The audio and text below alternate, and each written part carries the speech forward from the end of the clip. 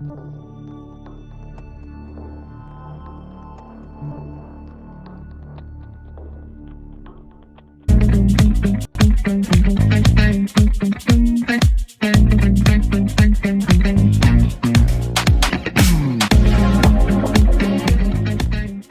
to Books the Biz, the show where real-world business meets real-world results. Hosted by business strategist Dan Paulson and veteran CFO Richard Beltry, this podcast breaks down the stories, trends, and financial insights shaping today's companies. Dan brings decades of experience helping leaders simplify operations, build strong cultures, and scale with confidence. Rich adds his deep financial expertise from guiding organizations across healthcare, construction, logistics, and professional services.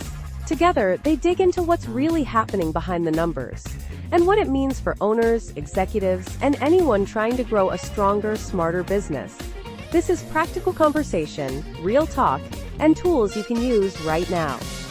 Welcome to Books the Biz.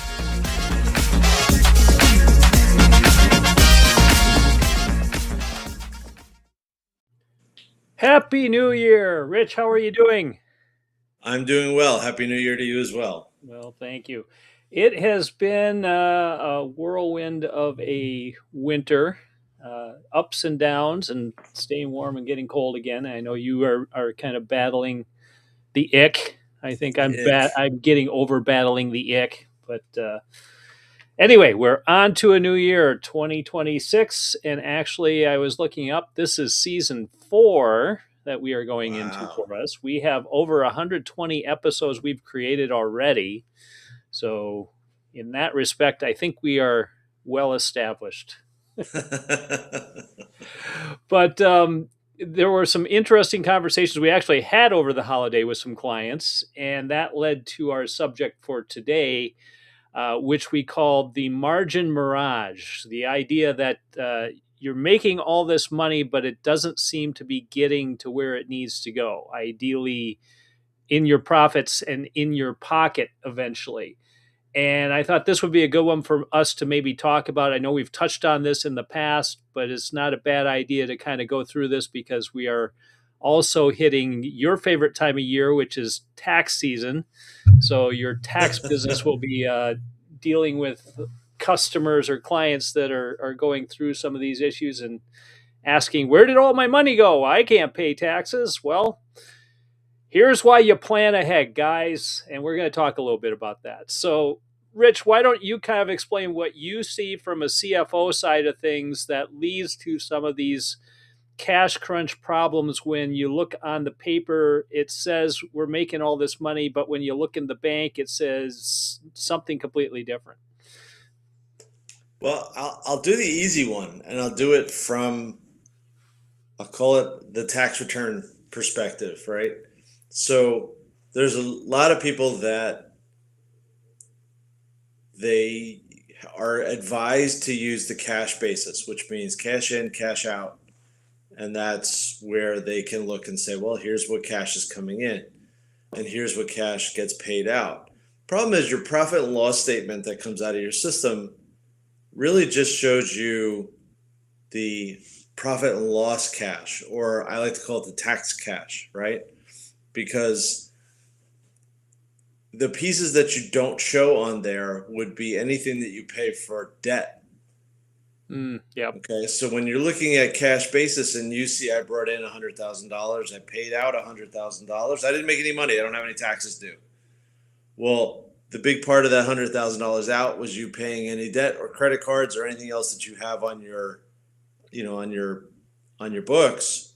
And at that point, the numbers change, right? Because your profit and loss showed you at, according to you, it showed you at zero because you're saying cash basis, cash in, cash out.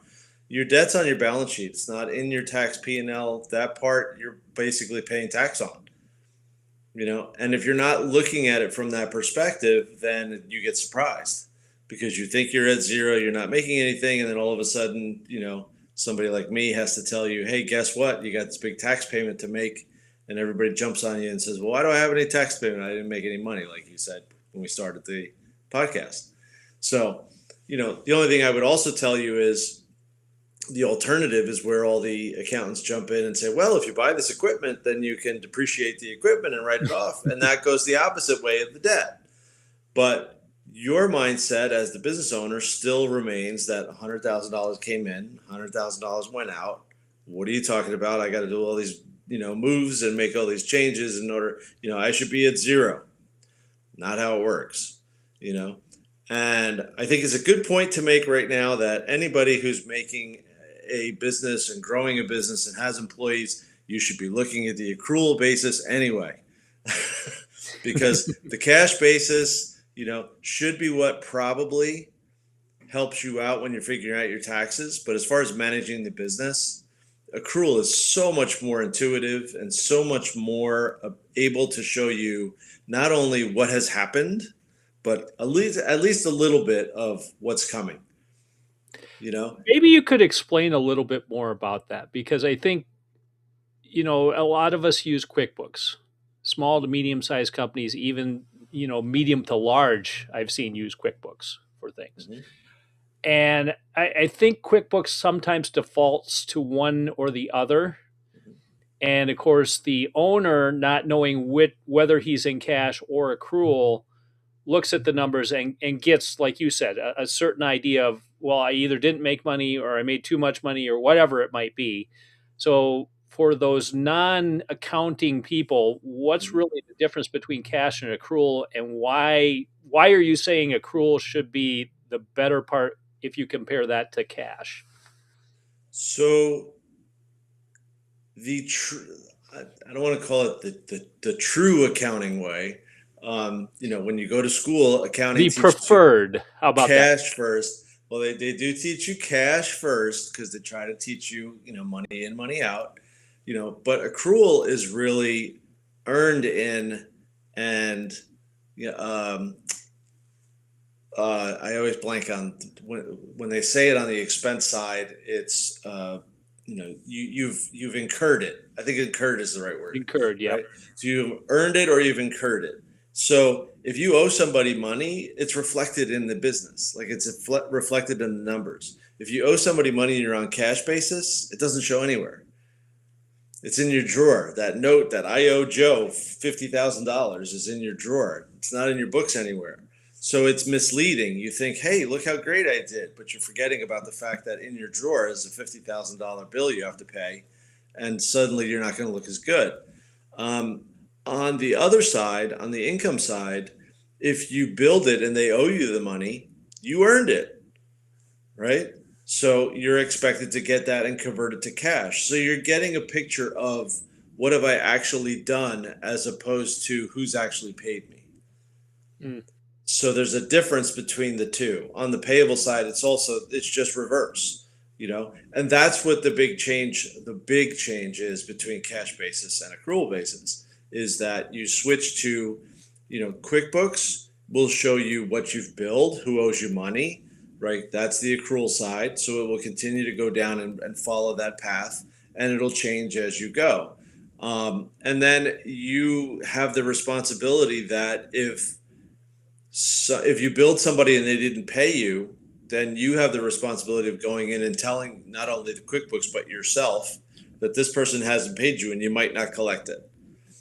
And if you're not going to collect it, then number one, why? And number two, is there anything you can do about it? But you certainly shouldn't be telling yourself you still earned that money, because you may not catch it.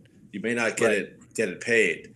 So somewhere along the line, you have to set up rules that essentially say, if it goes over 90 or 120 days, 6 months, whatever you want to actually set your rule to be, if they haven't paid you by 6 months, are you going to collect it?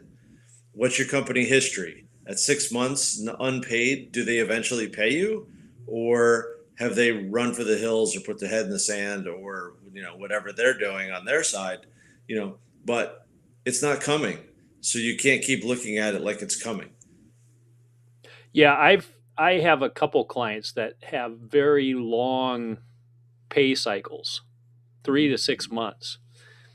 And what you don't realize, especially if you're not reading the numbers right, like you said, I I billed $100,000, but you're not going to see that $100,000 for 3 to 6 months.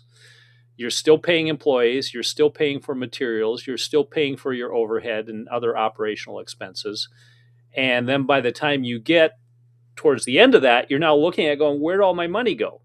I should have all this money because I made all this money. Well, yes and no. You made the money, but it's taking you so long to collect. And I've gotten into a few heavy discussions. I wouldn't say heated, but with clients that allow these patterns to stretch out where basically their customers using them as a bank, an interest-free bank where they're doing short-term borrowing and they're making money off of your product or service, and then they're paying you well after the fact, and you're essentially holding all the costs to that. And I think that's probably the biggest part of what we're talking about here, because there's something that stuck with me early on when we first met. I can't remember the exact phrase, but you basically said you had a client that said, I have this bucket or I have this barrel.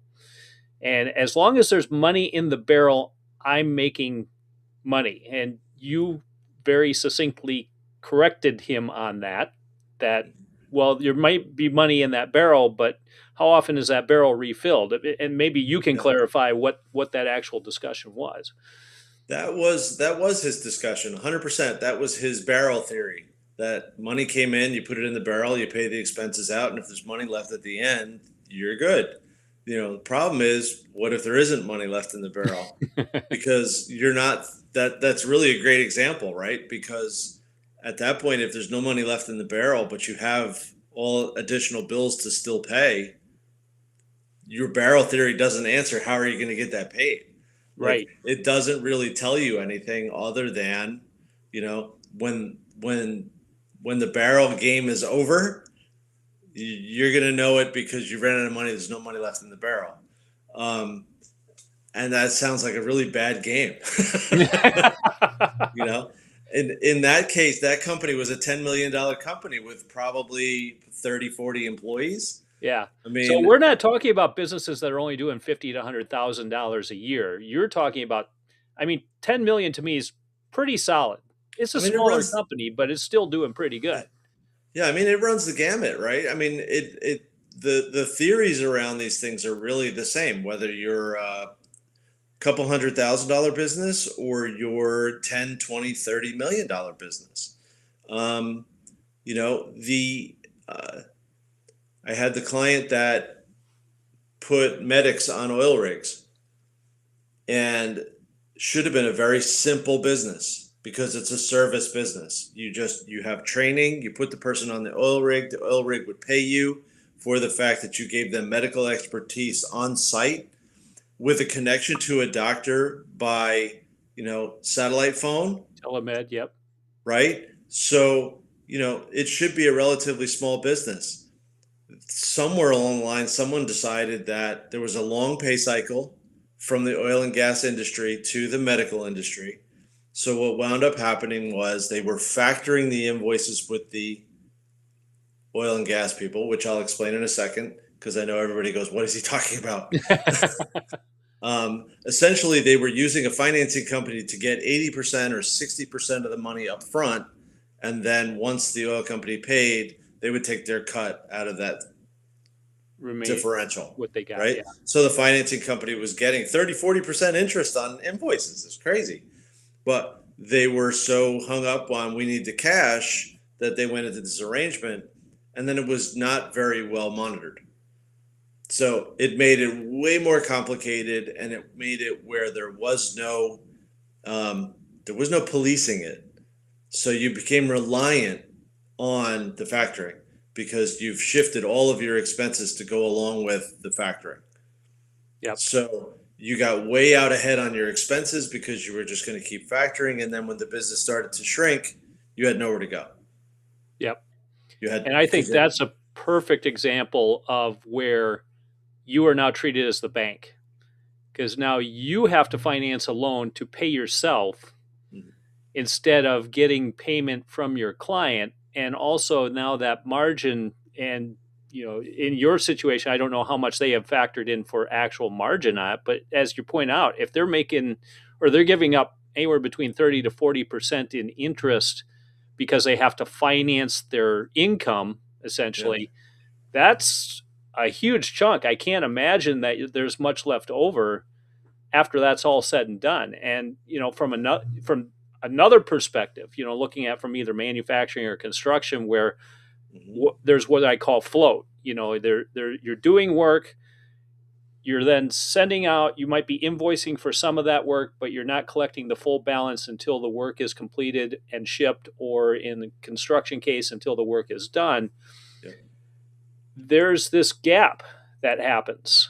And, I see too many times where lines of credit are brought in, and there's this ebb and flow in lines of credit. Usually, at least in construction, a lot of times I saw it, end of the year, beginning of the year, you see this huge cash dump from their line of credit into their accounts because they got to pay their employees, they got to pay for materials, they got to pay for the lights, everything going on. That money is then paid back over the next 3 to 6 months, but then that cycle repeats itself the following year. Yeah. And I think what we're talking about here is, how do you break that cycle? Because that's the thing that gets us into trouble. Because like you said, it's fine when the money's coming in, but if something changes, for example, you have a large client that goes away all of a sudden, and now that money dries up, but you still owe, or you're still borrowing against, you're now in this pickle where there's more going out than there's coming in, which can Yeah. lead to some serious problems. Yeah, add another part to that, right? Because I've been thinking about this a lot recently with a bunch of clients, that if everybody thinks, well, we talked about tariffs a lot, right? Because Yeah. that was the big 2025 buzzword, was tariffs. Okay, tariffs drove prices up. Okay, on top of regular inflation before that drove prices up. So now prices are significantly higher.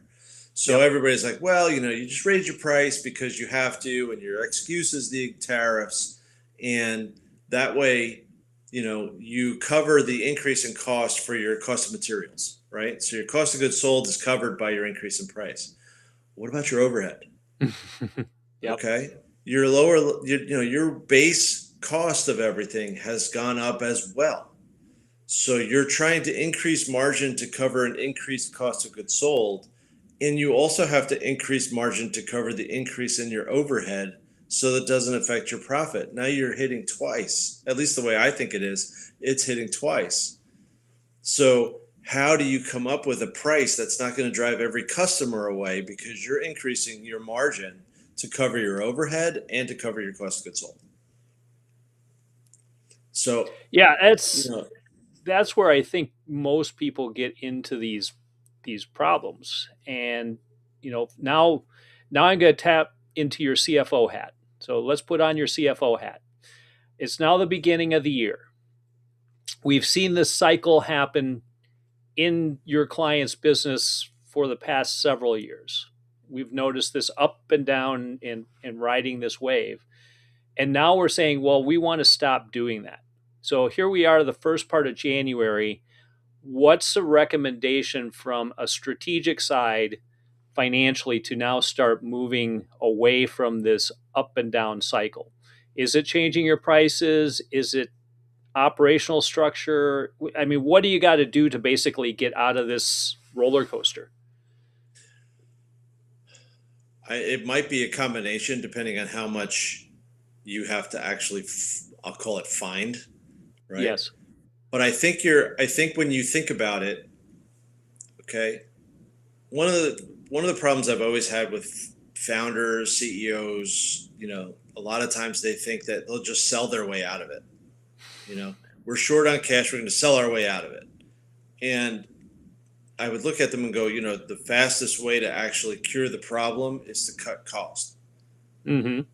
And you can only cut costs so much without suffering, outside, quality problems, or, uh, just running into an issue of the perception of the fact that you're cutting costs and you're getting rid of people, or you're getting rid of, services that you don't necessarily use enough. But when you get rid of a cost, it's dollar for dollar in the financials, right? If you're spending $1 on software and you cut it out, you just cut fully $1. If you increase sales by $1, you still had to make um, whatever you're selling for the dollar, or you have to pay the labor for whoever did the work for the dollar, right? Hmm. So maybe you only get 50 cents Right. because you got an extra sale for $1. That's fabulous. But that 50 cents didn't show up because you had to give 50 cents to somebody else. So you only got 50 cents out of the dollar by raising the salary. You got a full dollar by getting rid of the expense. Yeah. And here's where I'll jump in on the operational side. Nobody's ever cut their way to growth. Yeah, So you have to find that balance between what you need to cut back, and maybe it's a short-term reduction correct. for long-term growth. Because yes, in the short term, dollar for dollar, you can save quite a bit of money, keep cash in the pocket. And I think we've all been in those situations where we've needed to do that. At the same point, there's got to be a reinvestment, and that reinvestment is in operational improvement, it is in employee performance improvement, it is in sales, because eventually you do need to sell back, or get that growth. Is going to be in marketing. So as you take those dollars out of the system in your way, in cutting back, you have to take a look at where those dollars are now being reallocated, because they can't just sit in the bank and you go, okay, life is good. You got to figure out how to strategically plug that money back in where it's now going to lead to financial growth. Because first we got to figure out where we're bleeding. We got to do the triage. So you were talking medical before. So do the triage, Yep. cauterize the wound, and then do the surgical that you need to do to now get back to good health. And I think that's the important part we got to see here. I don't mean to kind of throw you in on that, but No. I all too often hear from financial people, specifically accountants, will just cut your way out of it. Or just Yeah. raise. This is one I dealt with when I was in the restaurant industry. Well, just raise your prices. Yes, you'll lose business, but the price difference, you're doing less work. You should still be making the same or more money. And I had an owner who bought into that. Well, that works the first couple times, but after you finally raise your prices enough that you've hit that price sensitivity point, and somebody's going to say, well, I can get a very similar product or quality somewhere else for the same or less money, I'm no longer going to pay for these price increases. That's another issue you run into. So there's always this balance that has to take place. Yeah. And I think that's what most organizations don't realize. They either listen to the accountant, they cut everything back, and then they go, I've got all this money, I'm good. But then all of a sudden those sales start to come back down. Yeah. And now you're back in the same problem. Now you have less resources to fight with. Yeah. I don't believe in cutting costs that aren't real. That it's Hmm. not, if you're telling me I've got 52 different software programs that you're paying a monthly fee on, and you realize that nobody's on it, that's the cut that's really easy. You know, Yep. Making cuts further, you have to justify. Like, because a lot of times you have to figure out, is it just mismanagement of the money or ops that we have, or is it a bad strategy? Okay. So Yep. when I go back and I think about the fact that I worked with the shoe company for 4 years, okay, when I got there, operations were a mess. Here's the problem: the founder had already run everything very, very lean. Hmm. Okay. There wasn't a lot of expense to cut. Right. Okay. So when they hit a problem with supply chain, that they were getting shoes that were defective and they didn't have the ability to flip that script and make things work. They were losing sales already because we couldn't get good shoes. You didn't have the inventory. So they were going to find something somewhere else. Okay. Once they actually recognized that that was the problem, okay, and they did a sort of restructure of what they were trying to accomplish, they changed the strategy, the Hmm. whole strategy for the company. They were a wholesale distributor, distributor, okay? Distributor. They were a wholesale distributor, okay? And they held a warehouse full of shoes so that special doctors could actually say, this is the shoe you need for the problem you're having with your feet, okay? And what they turned around and said, well, wait a second, we're selling it to the doctor at a low margin. Well, at that point, it was time to go on the internet. And they said, well, what happens if we become an online retailer and sell the shoes ourselves direct to consumer? Well, the margin on those was, we were selling them to the doctor for $65, but we could sell them online for 120. And guess what? Our cost of goods sold was still the same whether we sold it to the doctor or we sold it to online retail. So that increase in margin, it just became a whole new strategy of, hey, we just have to go out and market the crap out of it. And once we marketed the crap out of it, this thing, all of a sudden, sales started going up again. Yep. At the same point, though, we were already you had lean. to make an investment there, right? Correct. I'm guessing you didn't have the sales channel set up for that yet. So there you had to invest in a website. You had to invest in SEO, probably keywords, things like that, and of course keeping that updated. So there were still costs that were needed. Now you're in this price pinch, if you will. You got to work through that hurdle. Yeah, and this is where I think most companies get into trouble is they cut themselves back to the point they have no resources left, and then they finally figure out how to pivot, but now they've got to figure out how to pay for it all. And that's the hard part. How much debt are you going to leverage to make that happen? Mm-hmm. So that's where having somebody like you or I come in and figure out how to make that work so that you're getting the biggest bang for your buck could be quite helpful. Absolutely. And understanding those margins will help you make those decisions. Yep. Like if we didn't know that our margin was decent as a wholesale distributor, the margin was a heck of a lot better as an online seller. Definitely. So that flip, the cost of goods sold didn't cost us anymore. The only thing that actually did change was we had to match the volume. Yep. When we started selling online, the volume went up, which was great. It was fabulous, but we had to keep up that supply chain. We had to make sure that the shoes were coming in fast enough and we weren't running out of product, because that was our original problem. We would have just repeated it if we didn't have that coming in. So that's really where forward thinking needs to happen. And I guess this is where I will, as we're wrapping this up, turn this into a soft pitch, because we haven't talked about it in a while anyway. That 20 questions we do helps uncover these particular issues, because within a few short questions, we can start seeing where potential problems lie and start addressing how you need to fix it. And as you're getting into the first part of the year, you've got 12 months in front of you right now. Don't wait till month 11 when you now have to borrow $50,000 or $100,000 in cash to get you through the winter months, so that way you can turn around and try and make it back the following year. Fix it now versus waiting until later. And I think that's the key message that we want to, as a takeaway from this episode is, if the problem exists, figure out how to deal with the problem. Some of it's going to require cutting. Some of it's going to require reinvestment and growth. And there's people out there that can help you do that. Yep. 100%. Excellent.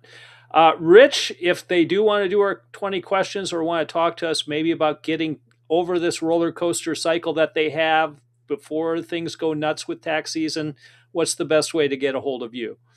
Send me an email at rich@xcxo.net. And you can do the same for me at dan@xcxo.net. Rich, great discussion this time. I think it's very fitting and timely with everything that's going on, especially that we're now into the new year. And I'm sure we will have some more exciting topics to talk about next week. Always do. All right. Take care. Have a good one. Get feeling better. All right. See you later.